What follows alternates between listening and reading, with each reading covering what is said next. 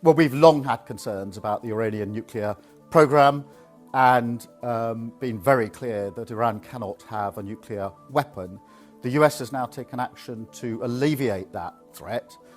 It is important that we now de-escalate the situation, stabilise the region, and get the parties back around the table to negotiate. And I've been speaking with international leaders this morning to that end. So I want to reassure the British public that we're doing everything we can to stabilise the situation, to de-escalate the situation, and to get to a negotiated outcome. But I'm very clear in my own mind that Iran cannot be allowed to have a nuclear weapon. That is the greatest threat to stability in the region. Well, my focus is on de-escalating the situation. I accept your challenge that there is a risk of escalation.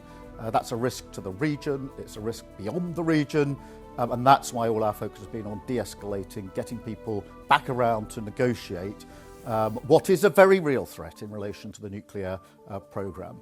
In relation to the UK, we were not involved in the attack. We were given due notice, as we would expect as close allies to the US, and we have been moving assets to the region to make sure that we're in a position to protect our own interests, our personnel and our assets, and of course those of our allies.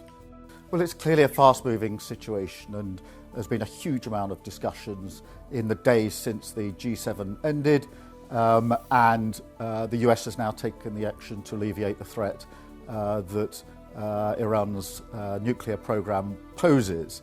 My position throughout has been as a calling for de-escalation, to get people around the table to negotiate a better outcome diplomatically.